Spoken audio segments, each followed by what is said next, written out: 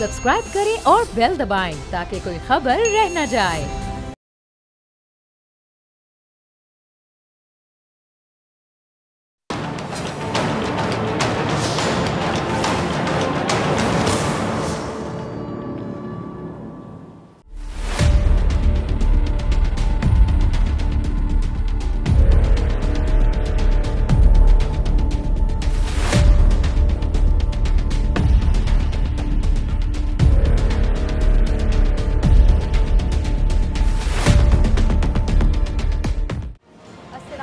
मैं हूं डॉक्टर फ़िज़ा खान और मैं हूं पाकिस्तान। नाज़रीन, पाकिस्तान के सबसे बड़े शहर कराची में मुस्तफ़ा आमिर के बहीमाना कत्ल के बाद हमारे माशरे में पुलिस, निज़ाम इंसाफ, कानून की अमलदारी और हुकूमत की जो गवर्नेंस है उस पर पड़े एक के बाद एक नकाब हटे और साथ ही मकतूल आमिर की लाश ने समाजी इक़दार के मौजूद होने पर भी एक बहुत बड़ा सवालिया निशान लगा दिया कि क्या हमारी सोसाइटी में अब कोई इक़दार नामी चीज़ नहीं रही। ये सोच कर ही आप परेशान हो जाते हैं, हैरान हो जाते हैं कि एक दोस्त दूसरे दोस्त को पहले लोहे की सुलाखों से 2 घंटे तक बदतरीन टॉर्चर का निशाना बनाता है और फिर उसे कार की डिग्गी में डालकर कराची से दूर हब बलोचिस्तान के वीराने में ले जाकर कहता है कि भाग सकता तो भाग ले। बुरी तरह से ज़ख्मी मुस्तफ़ा अपनी जान बचाने के लिए उठने की कोशिश करता है, लेकिन ज़ख्मों से चूर बदन जो है उसका साथ देने से जारी बात है ताब नहीं रख पाता। तब बेरहम सफाक कह लें कातिल हंसता है और ज़ख्मी मुस्तफ़ा के खून से भरे खून आलू जिस्म पर पेट्रोल छिड़क कर जिंदा जला देता है। अब इस अफसोसनाक वाक़या और इसके बाद पेश आने वाले वाक़यात ने यकीनी तौर पे मुआशरे को हिला कर रख दिया और दुखियारी माँ अपने लापता बेटे की लाश जो है और तलाश में पुलिस स्टेशन के चक्कर काटती फिरती और फिर कोई सुनवाई तक नहीं हुई। वो मिन्नतें फरियादें करती रही और कोई सुनने को तैयार नहीं होता था। फिर लाश मिलने के बाद मीडिया के दबाव पर मुलजिम पकड़ा जाता है तो जज साहब रिमांड देने से इनकारी हो जाते हैं। बाद में उन जज साहब के मशकूक तर्ज अमल पर अदलिया ने उन्हें उनके मनसब से हटा दिया और ये सब किसी कच्चे के इलाके में नहीं बल्कि मिनी पाकिस्तान सिंध सरकार के जो एक वज़ीर साईं मुराद अली शाह के दारुल हुकूमत कराची में हो रहा था।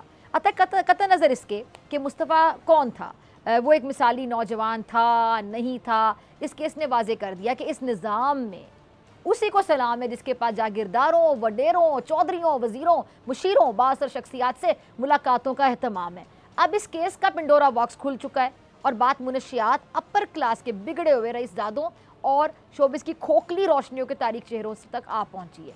बड़े बड़े पर्दा निशीनों के नाम सामने आ रहे हैं। मुस्तफ़ा कौन था, वो लड़की कौन थी जो फसाद की जड़ बनी और अब केस किन मराहिल में दाखिल हो गया है और क्या पुलिस की तफ्तीश से मकतूल के जो वालिदैन हैं वालिदैन मुतमईन हैं भी या नहीं, क्या कत्ल के मुलजिम की जानिब से धमकाया तो नहीं जा रहा, किसी तरह का थ्रेटन तो नहीं किया जा रहा, क्या खून बहा की कोई पेशकश हुई है और अगर होती है तो क्या मकतूल के जो वरसा हैं वो कोई सेटलमेंट करेंगे, वो क्या कहेंगे। इन सवालों के जवाब जानने के लिए मेरे साथ मुस्तफ़ा की वालिदा मौजूद हैं। वजीहा, आपका बहुत शुक्रिया वजीहा वक्त देने के लिए, ज्वाइन करने के लिए। वजीहा, इंतहाई अफसोसनाक वाक़या और मैं बड़े भारी दिल के साथ आपसे जानना चाहूँगी कि माँ के क्या जज्बात होते हैं। मैं भी समझ सकती हूँ, देखने वाले तमाम नाजरीन भी समझ सकते हैं। मैं आपसे सिर्फ ये जानना चाहूँगी कि इस वक्त जो सूरत हाल है, पहले तो आप केस के हवाले से बताइएगा कि आप मुतमईन हैं अब तक की जितनी भी तफ्तीश है, जो सारा मामला है, फिर मैं आगे चलती हूँ। जी, अब तक की तफ्तीश तो फ़िलहाल तो ठीक चल रही है। मतलब मेरे साथ आप बदकिस्मती कह लो कि जब भी मैं कोई स्टेप लेती हूँ जो है हमेशा फिर मैं अटकफा की लापता होने की मैंने पुलिस से रब्ता किया। वो एक फर्स्ट स्टेप था जिसमें मैं स्टक हो गई। फिर जब मुस्तफ़ा का केस आगे बढ़ा, CPLC और ABCC ने टेक ओवर किया और अरमगान को पकड़ लिया। मैं अदलिया के स्टेप पर आई, सेकंड स्टेप पर मैं फिर स्टक हुई। जज साहब ने मुझे 0 पे फेंक दिया। ठीक है, फिर मैं हाई कोर्ट जाती हूँ और हाई कोर्ट से मैं रिमांड की अपील करके इस इंसान को का रिमांड लेकर आती हूँ। अब हमें बहुत सारी चीज़ों का, अब मुझे तीसरा जो अब आपका जब first step I got stuck, second step I got stuck, अब जब वो ट्रायल का टाइम आ रहा है और जो हर कोई आके मुझे कहता है कि जी अल्लाह करे आपको इंसाफ मिले, अल्लाह करे आपको इंसाफ मिले, मतलब तो मुझे वो थर्ड स्टेप भी ऐसा लग रहा है कि मैं कहीं स्टक ना हो जाऊं, मतलब मैं उस पर फिर अटक ना जाऊं, फिर उस पर से कोई ऐसी चीज ना हो जाए कि मुझे फिर एक और बढ़कर आना पड़े। मतलब ये चीजें मैं हर वक्त अपने आप को रिकॉल करती रहती हूँ कि मुझे, मेरे लिए मंजिलें आसान नहीं रखेंगे ये लोग, मेरे लिए रास्ता बिल्कुल आसान नहीं रखेंगे। जब हम मुस्तफ़ा की तलाश कर रहे थे, ठीक है, तो यकीनी तौर पे बहुत मुश्किल वक्त होगा वो आपके लिए, बहुत बहुत मुश्किल वक्त। मुश्किल वक्त था। सीपीएलसी मेरे साथ शोल्डर टू शोल्डर था। हम इंटीरियर मिनिस्टर के लेटर की रिक्वेस्ट कर रहे थे, जी हमें इंटीरियर गर्दों में अय्याशी कर रहा है, उसके पास सुराख है मेरे बच्चे का, और पुलिस मुझे ये नहीं दे रही थी। सीपीएलसी के हाथ बंधे हुए थे, मिसिंग पर्सन्स पे तो वही काम करती है ना, तो उनके हाथ बंधे हुए थे। वो मुझे कहें कि बीबी हमारे हाथ बंधे हुए हैं, मैं कहूँ कि मेरे हाथ बंधे हुए हैं। फिर यही अरमगान का जो, फिर आपके सामने जब मेरा ये रैंसम कॉल्स आई और मेरा केस शिफ्ट हुआ और 10 दिन के अंदर अरमगान को पकड़ के सीपीएलसी और एबीसीसी मेरे सामने ले आई, तो उससे सवाल करने का हक ले लिया मुझसे। जज साहब ने उसका रिमांड नहीं दिया। मैं बहुत सुकून में आई जब उस जज को इन्होंने एक्सप्लेनेशन दिया है, लेटर दिया है, शो कॉज नोटिस दिया, जो भी इनकी लीगल टर्मिनोलॉजी होती है। मतलब मुझे एक हुआ कि अल्लाह मेरे साथ, अल्लाह है, ठीक है। अब जब कल ये जो कोई गिजरी स्टेशन का जो पुलिस एहलकार जो है, जो उसका सहूलतकार था अरमगान का, उसके लिए कोई कार्रवाई हुई है, तो मैं ये सोच रही थी कि अगर लोअर स्टाफ सारा इसके कंट्रोल में था, तो मेरे बच्चे को तो वाकई किसी ने नहीं ढूंढना था। मैं किस किस कहाँ मैं खड़ी थी जो मैं चीख चीख के थक गई, और ये लोग मुझे सेल्फ हाइडिंग का मेरा मजाक बना बना के मुझे ये भेजते रहे। बट मैंने खड़ा कर दिया अमरकान को उनके सामने। मैं सिर्फ आपको ये बता रही हूँ, मैं सब मीडिया को ये बताती हूँ, मैं उन सबको ये बताती हूँ कि अगर आप में हिम्मत करनी होगी, अगर आपके साथ कोई ऐसा चीज हो जाए तो आपको खुद हिम्मत करनी होगी। मेरे साथ क्योंकि सीपीएलसी शोल्डर टू शोल्डर खड़ा हो गया था, तो मेरी हिम्मत डबल हो गई थी। तो there are administrations non profitable भी, हमें इन पे डिपेंड करने की जरूरत नहीं है, हमें पुलिस पे डिपेंड करने की जरूरत नहीं है। हम अपनी मदद आपके तहत भी चीजें कर सकते हैं। हमें सिर्फ और सिर्फ अपने आप पे कॉन्फिडेंस होना चाहिए। बहरहाल अरमगान अब आप सबके सबके सामने खड़ा है, उसने कन्फेशन कर लिया है। उसने क्या क्या उस जानवर ने जुल्म नहीं किया मेरे बेटे पे, जिसका उसके पास कोई रीजन भी नहीं है, कोई वैलिड रीजन अच्छा वो वजीहा, नहीं मुझे दे ये रहा है। बताइएगा जी, वजीहा ये बताइएगा, ये जो मुलजिम के घर वाले हैं, इनकी तरफ से आप लोगों को कोई किसी किस्म का दबाव, किसी किस्म का प्रेशर, कोई थ्रेटन तो नहीं किया गया? किया तो नहीं गया, no no, there is no threat, there is no approach, ठीक है, देयर इज नो प्रेशर। ठीक है। और अक्सर ये होता है कि they don't किसी even third dare to party के try. थ्रू राब्ता किया जाता है, कोई म्यूचुअल दरमियान में कोई ऐसा बंदा होता है, इस तरह का भी किसी किस्म का राब्ता नहीं? मुझे लगता है जो म्यूचुअल अगर कोई हो है, जो जितने भी होंगे, उनको पता है कि हम वी आर नॉट वीक। कि आप कोई सेटलमेंट नहीं करेंगे? एग्जैक्टली। ठीक है। अच्छा वजीहा, एक और चीज़, जो पुलिस चलान है उसमें एक बड़ी अजीब सी बात कही गई, जो मुलजिम है वो मुस्तफ़ा आमिर से 8 बरसों से ड्रग्स मंगवा रहा था। अब जो उसकी एज थी वो तकरीबन 23 साल थी। 23 साल से अगर 8 साल पीछे चले जाएं तो तकरीबन 14-15 साल की उम्र बनती, 15 साल एग्जैक्टली। तो क्या 15 साल की उम्र से इस तरह एग्जैक्टली, ये मैं आपसे जानना चाह रही हूं। 2019 में, जी 2019 में तो मुस्तफ़ा 1.5 साल के लिए मलेशिया था। मुस्तफ़ा तो अपना फाउंडेशन ईयर करने मलेशिया चला गया था। ठीक है।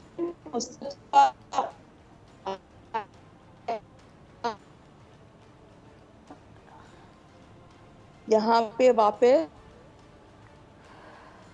ओ आ गया, ये रिपोर्ट में नहीं लिखा, ये आप लोगों को कोई फैब्रिकेटेड रिपोर्ट आप लोगों के हाथ में लगी है, उसकी रिपोर्ट में ऐसा कुछ नहीं है। लेकिन वो वजीहा देखिए, तफ्तीश आप जो जिस उसने तफ्तीश उसके पर साथ हुई है, अभी मुतमईन थी, आप कह रही थी कि मैंने आपसे पहला सवाल ये पूछा कि आप पुलिस जो तफ्तीश अब तक की पुलिस की, आप उससे सेटिस्फाइड हैं, आपने कहा जी मैं मुतमईन हूँ, तो ये उसी चलान में ये बात कही गई है जो मैं मेंशन कर रही हूँ, तो फिर आप उस तफ्तीश से इट मीन्स कि मुतमईन है, लेकिन इस चलान की ये बात फिर गलत है। ये चालान अभी तो बना भी नहीं है, चालान तो तब पेश होता है जब मुजरम जेल कस्टडी में चला जाता है, चालान फिर उसके 1 महीने बाद या इनके बाद पेश होता है। आप कौन से चालान की बात कर रही हैं? There is no challan yet, I am just telling you. जो एक पुलिस का होता है ना, एक पहले FIR होती है, उसके बाद एक रिपोर्ट, एक बयान होता है, बयान के बाद चालान होता है, ठीक है? तो ये जो बयान है, मीडिया ने इस खबर को रिपोर्ट किया नहीं वजीहा। है। जी जी जी जी जी, ठीक है। किसने रिपोर्ट किया है? मीडिया में ये खबर रिपोर्ट हुई है। जी जी जी जी। मीडिया में तो मुस्तफ़ा के कल अनबेलेबल वारंट जो अरमगान के इशू हुए थे, वो मुस्तफ़ा पे भी चिपका के पब्लिश हुई है। आप मैं मीडिया में तो मेरे मुस्तफ़ा के, चलिए मैं आपका मौक़िफ़ जानना चाह रही थी एग्जैक्टली मेरे लिए नहीं, आप मीडिया की अगर मैं मीडिया के उस पर चलना शुरू कर दूं तो मैं आज जो हूँ रोड पे पागलों की मारी फिरूं। आप प्लीज, मेरे लिए आप बहुत रिस्पेक्टेबल हैं वजीहा, मैं आपकी बड़ा एहतराम करती हूँ।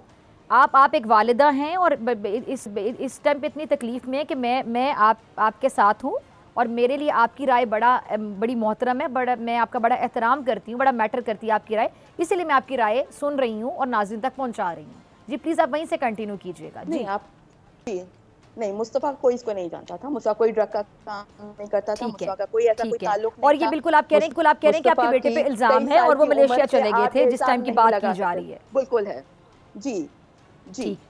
ठीक है, आपका क्लियर मौक़िफ़ आ गया। ठीक है, अच्छा ये एक और सवाल वजीहा जहन में आता है कि जिस तरह आप एक मदर हैं और वालिदा तो बच्चे के दिल का भी हाल जानती हैं और कुछ एक्टिविटीज़ से लगता है कि इस तरह हो रहा है या वो हो रहा है, वो जो फ्रेंड सर्कल था उस सर्कल में वो कैसे दाखिल हो गया, कैसे चला गया? और सारी बातें, वो एक एज ऐसी होती है कि नहीं समझ आ रही होती, पेरेंट्स भी नहीं कई बार हर चीज़ को प्रॉपर टाइम से पहले परख पा रहे होते और बहुत देर हो जाती जब पता चलता है कि मामला ऐसे थे। फ्रेंड सर्कल के हवाले से आप कुछ कहना चाहेंगी? जी, मुस्तफ़ा का फ्रेंड सर्कल कोई ऐसा नहीं है। ये मैं बार बार बोलती हूँ कि देखिए, अगर 1200 बच्चे हैं तो 1200 बच्चे जो है ना आपस में एक दूसरे को जानते हैं, ठीक है? अगर आप एक दफ़ा डिफेंस में जब मुस्तफ़ा के बारे में किसी बच्चे से भी के पास जाएंगी ना, तो वो फलां का फ्रेंड निकलेगा। इंटरकनेक्टेड है यहाँ पर। अरमगान किसी का दोस्त नहीं था। Armaghan introduced himself in a year last year, ठीक है, when he was setting up a call centre. When he was setting up this call center, that's how he introduced himself. मुझे ये अब पता चला, लिटरली मेरे पास वो स्क्रीनशॉट भी हैं, जब मैं बच्चों से पूछती हूँ कि ये अरमगान कैरेक्टर कहाँ से आया, तो वो आगे से बताते हैं कि इसने हमें ऑफर किया था सब एक आके कि because he came with the guards, he came with the luxurious cars, he bought this बड़ा सा घर, rented out this बड़ा सा घर on a main खयाबान, ठीक है, और 1.5 लाख रुपए का जो है वो पैकेज दे रहा है प्लस कमीशन, और हमको 5 डेज की ट्रेनिंग करनी थी और उसके बाद हमको जॉब ज्वाइन करना था, ठीक है।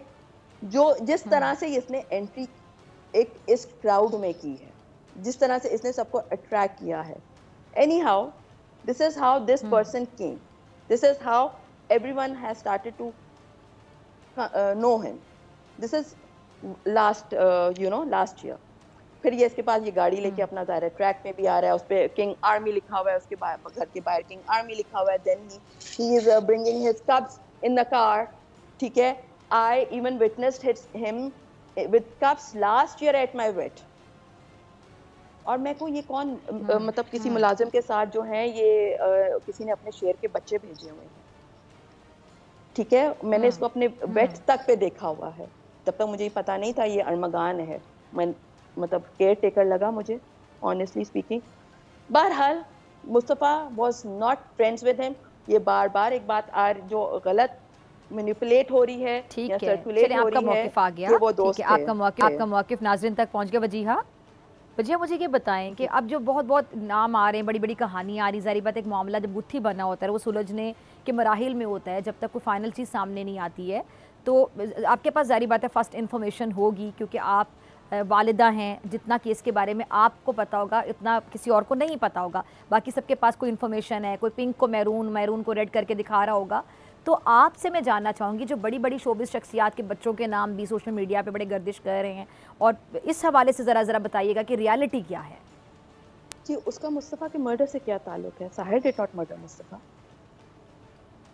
Sahir was not part of Mustafa's murder. मतलब वो जो तासुर दिया, ये जो ड्रग के हवाले से बात हुई, जी जी, जो वो अरमगान और साहिर का अपना मसला होगा। मेरा अरमगान और मुस्तफ़ा का ताल्लुक कत्ल से है। I want to stick to that fact. मैं अपनी फिजल आउट नहीं होने दूंगी इस वाली बात को। अरमगान in the end stays a cold-blooded murderer. That's it. मेरा मौक़िफ़ एक ही है कि he is a murderer. वो ड्रग डीलर होगा, वो उनके लिए होगा। मेरे लिए वो सिर्फ मेरे बच्चे का है और मैं उसको सजा दिलाऊंगी। मैं उसके लिए फैसला करने का मैं हक रखती हूँ, क्योंकि मेरे बच्चे का मर्डर किया था उसने। बिल्कुल, आपके बेटे को इंसाफ मिलना चाहिए वजीहा। दूसरा मैं जी बिल्कुल जी वजीहा, मैं आपसे ये भी जानना चाहती हूँ कि इस पूरे ये जो जितना पूरा अरसा गुजरा, इसमें जो आप, अगर मैं निज़ाम के हवाले से बात करूँ, पुलिस की तफ्तीश, जिस तरह आपको चक्कर काटने पड़े, जितना भी मामला, जो मुश्किलात आपने बर्दाश्त की, यकीनी तौर पे मैं तो अल्फाज में नहीं बयान कर पाऊँगी, शायद आप भी ना कर पाएँ स्क्रीन पर बैठकर, लेकिन मैं चाहती हूँ कि आप ज़रा ये भी बताइएगा कि निज़ाम पर जो एक सवालिया निशान रहता है, जिस पर बतौर सहाफ़ी हम भी खुलकर तनकीद करते हैं, आवाज़ उठाते हैं और मज़लूम की आवाज़ बनते हैं, कोशिश करते हैं कि जिस हद तक आवाज़ बन सकें, तो ये जो निज़ाम के हवाले से मैं आपकी राय जानना चाहूँगी कि आपने किस किस किस्म की मुश्किलात का सामना किया इस पूरे अरसे में? देखिए जी, मैं ये अपनी मुश्किलात तो डे 1 से ही बताती आ रही हूँ, लेकिन एक मैं सही बात बोलूँ, मैं ऑनेस्ट ओपिनियन अपना एक देती हूँ। बुरे लोग भी हैं तो अच्छे लोग भी हैं। अगर 80% बुरा है तो 20% अच्छा है, ठीक है? 80% मेरे साथ अगर बुरा हुआ तो 20% अल्लाह मियाँ ने मुझे अच्छे लोग भी मिलाए। जैसे CPLC था, वो मेरे साथ था, उसने एक दिन नहीं मेरी मैं अगर उसको कहती थी इमार चेक करना है, तो they spent hours going through the videos to check if ever Mustafa went there, who he met, you know? एक मैं आपको एक मिसाल दे रही हूँ। अगर जब CIA में केस गया तो SSP हो गया या DIG हो गए या जो भी साहब हो गए, they were with me, they were very keen to find Mustafa, ठीक है? ये जो सारा उस दिन रेड एक उसके घर में हुई, risking police officers life, they did not shot him back. जो मेरे लिए एक, मुझे एकदम से जब इसका इंफॉर्मेशन आई कि जी मोमिन पे उसके घर पे इन्होंने रेड मारी है और वहाँ पे उसने गोलियां चली हैं, मुझे सिर्फ एक ये फियर था कि उसको वापसी में गोली मार देंगे तो मुस्तफ़ा की इंफॉर्मेशन कैसे मिलेगी, बट दे डिड नॉट। तो आप इससे हिसाब लगा लीजिए कि अच्छे लोग भी हैं जो मेरे साथ थे, जिसकी वजह से मैं इसको पकड़ सकी हूँ या मंजर आम पर आ सका है। तो there are good people too. Why not I talk about that 20% rather than discussing that 80%, जिसमें जुडिशरी भी शामिल होती है, जिसमें पुलिस भी शामिल होती है, उस 80% में। लेकिन मैं उस 20% के साथ चलना चाहूँगी, ठीक है? कम है मिकदार, लेकिन है तो सही ना। चलिए, इसी उम्मीद के साथ आप आगे भी जो आपकी एक पॉजिटिव एक अभी एक सोच है, और आप बड़ी अच्छी आपने बात की कि आपने कहा जो पॉजिटिव, चाहे वो 20% था, 30% आप उसको याद रखना चाहती हो, तो इट मीन्स कि अब आपका जो थोड़ा सा एक ट्रस्ट लेवल है इसी सिस्टम पर, उसी के साथ आप उम्मीद रखती हैं कि आप मुल्जिम को कैफरे किरदार तक पहुंचाने में कामयाब हो जाएंगी। जी, मेरे साथ मीडिया भी तो है, आप लोग भी तो हैं, आप लोगों ने भी तो मेरी आवाज़ पहुंचाई। अभी भी आपकी आवाज़ सुन रहा है, पूरा पाकिस्तान सुन रहा है, पाकिस्तान से बाहर भी आपकी आवाज़ जा रही है। मतलब दिस इज ठीक है बजी, आप एंड में कुछ कहना चाहें? मुझे आपका शुक्रिया अदा करना है। अगर आप एंड में कुछ कहना चाहें तो please fight for justice with me. I request, I need justice. We need to do this for our youth. We need to show them they are safe, they are secure. Their mothers who are crying with me, please हमें ये इंसाफ चाहिए है सबके लिए। If he comes out he will be more dangerous. ठीक है वजिया, बहुत शुक्रिया आपके कीमती वक्त के लिए। नाज़रीन, आपसे मुलाकात होगी ब्रेक के बाद।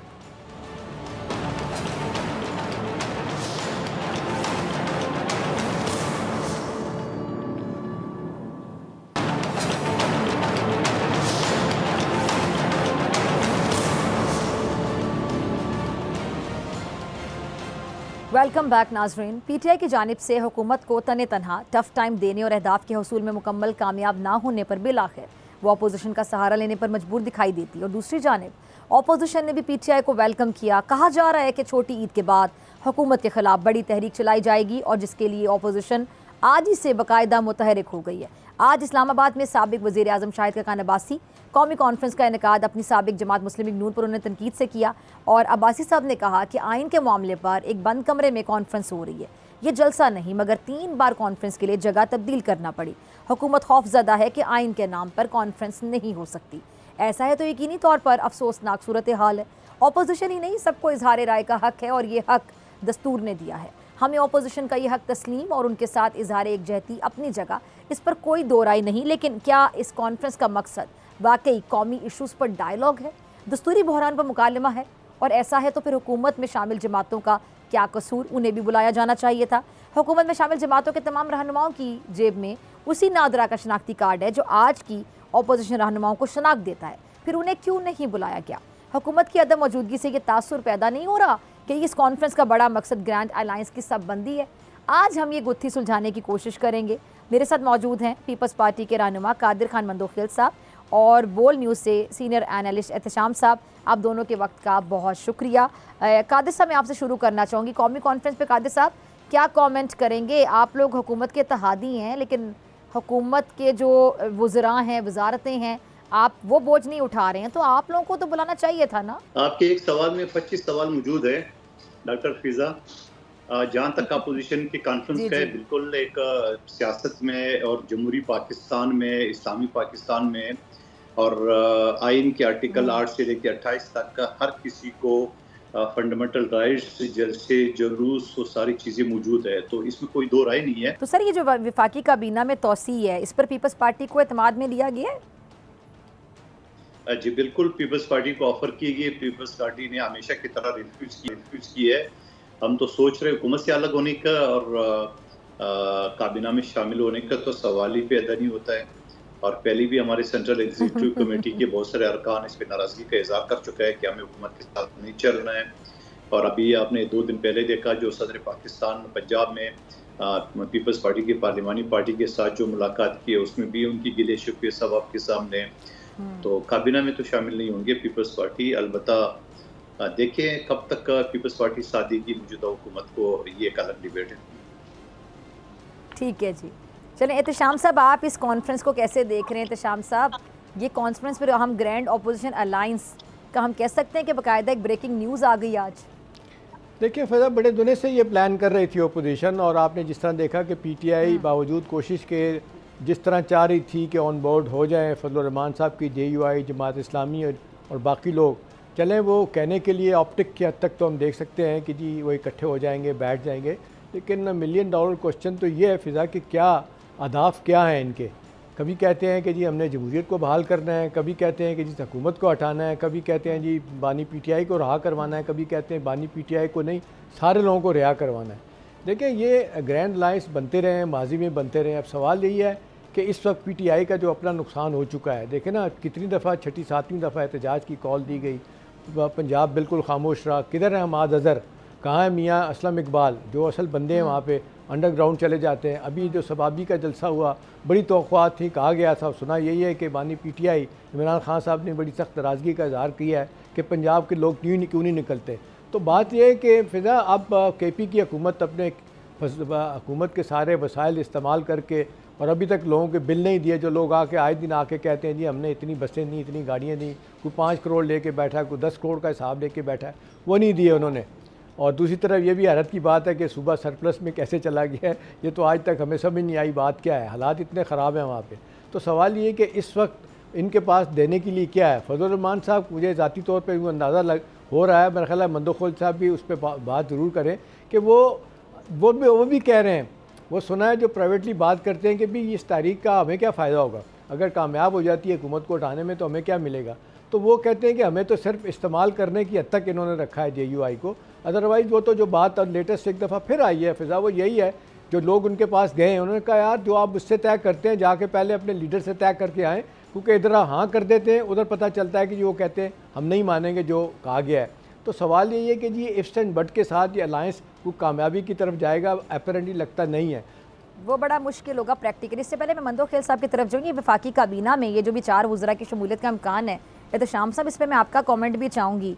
एक तरफ तो हम मईशत को बड़ा बैलेंस करने की बातें करते हैं, अखराजात में कमी की बात करते हैं, किफ़ायत शारी की बात करते हैं, और दूसरी तरफ फिज़ा कोई जवाब नहीं है, अब कोई जवाब नहीं है ये इसको वफाकी कैबिनेट को एक्सपेंड करना, सिवाय इसके कि जी कुछ लोग जिनको समझा जाता है कि जी उनको नवाजने की ज़रूरत है, बड़े से के साथ हमारे साथ हैं, और जैसे आता है हनीफ अब्बासी हैं इस्लामाबाद से, और भी एक डॉक्टर साहब हैं वो भी हैं, कुछ और लोगों का भी नाम आ रहा है इसमें। तो मेरा ख्याल है ये तो मजबूरी है, हर हुकूमत जो है ना वो यही करती है कि अपने कोलेशन पार्टनर को साथ रखने के लिए बहुत कुछ देती है।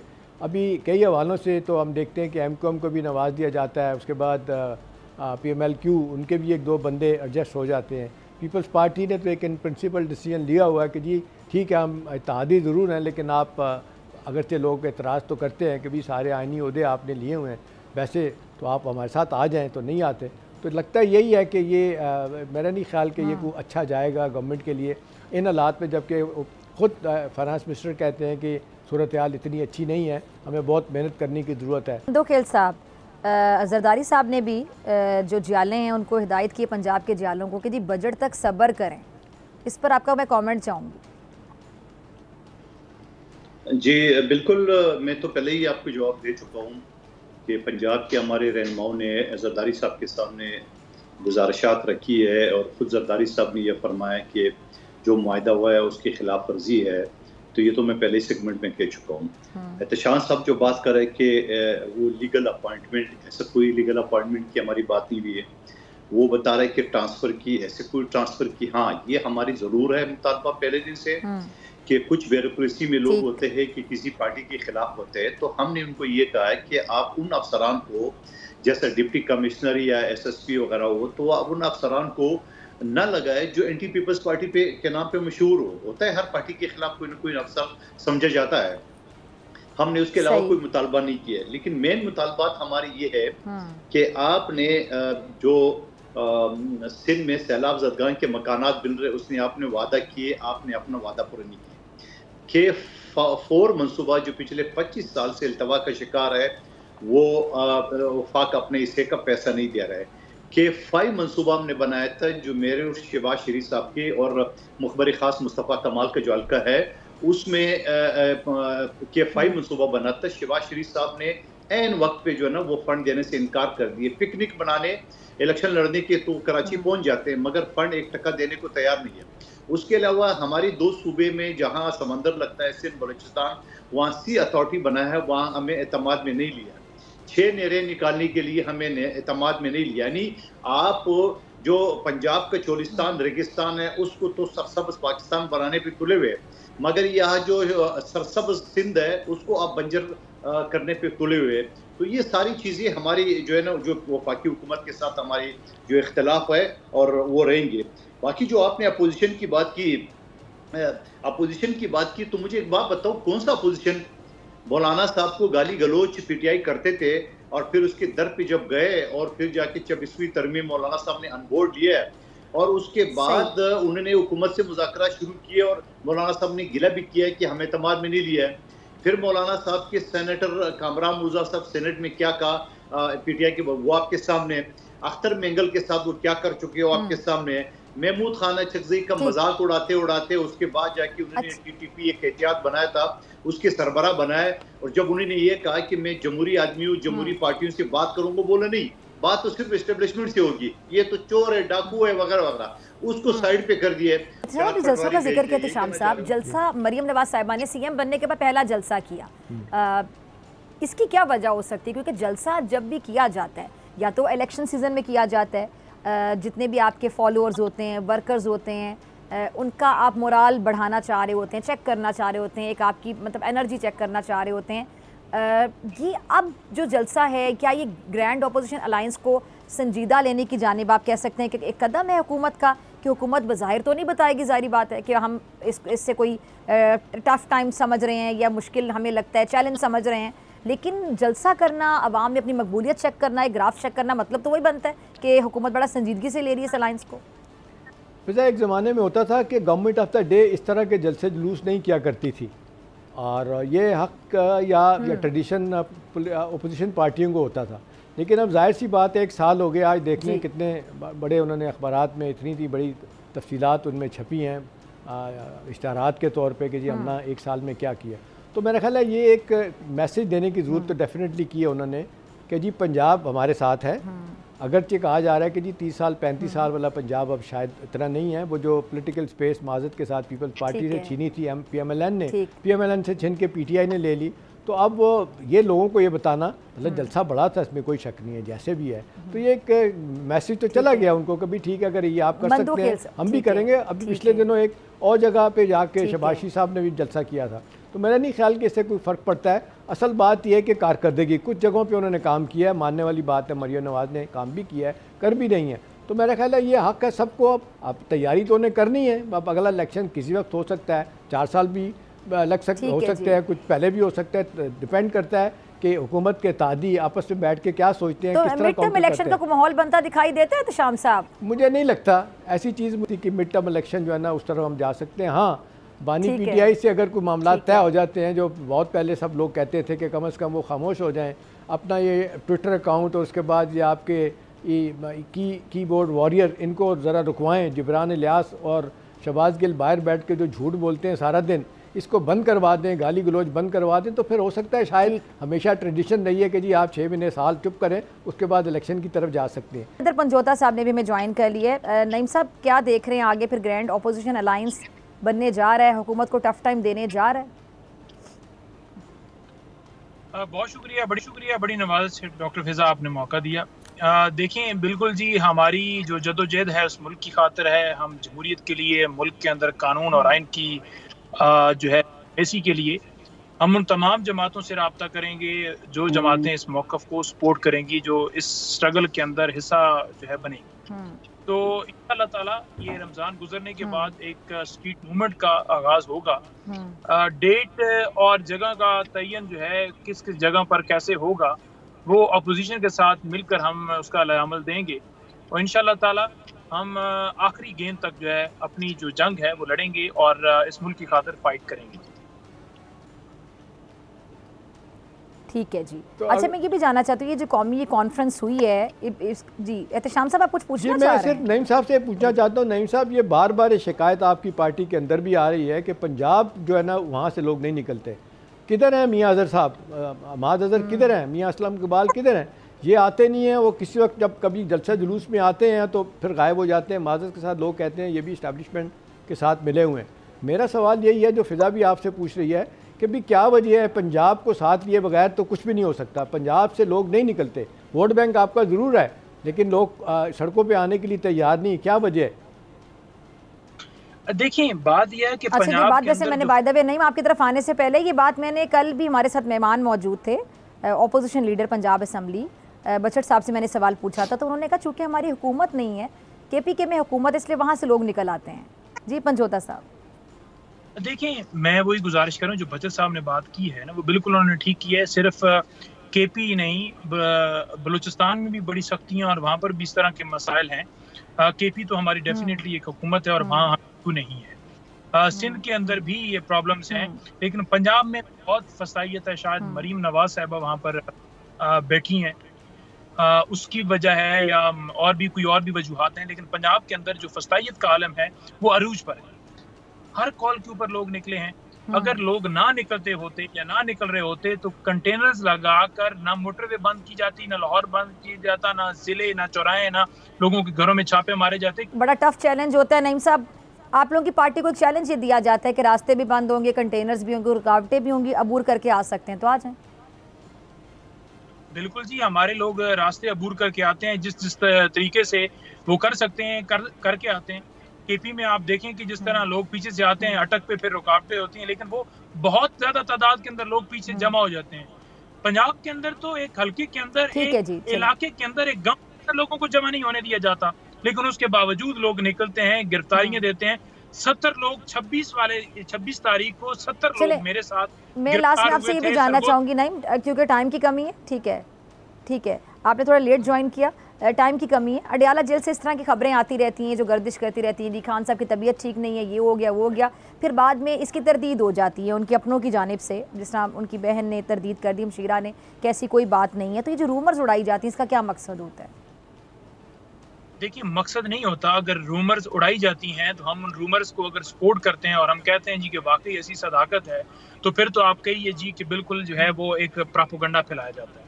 अगर कोई ऐसी बात किसी तरफ से चलती है, कोई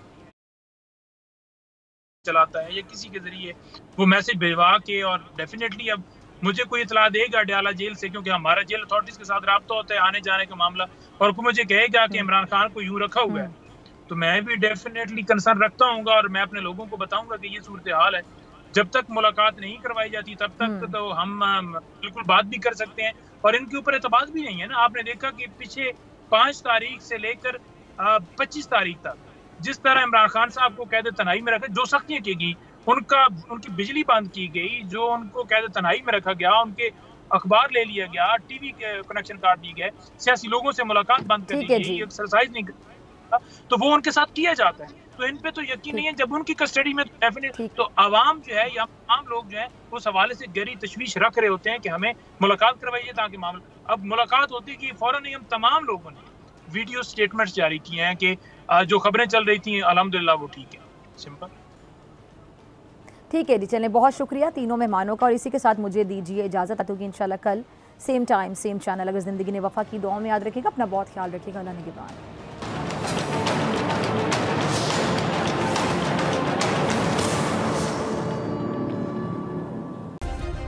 सब्सक्राइब करें और बेल दबाएं ताकि कोई खबर रह न जाए।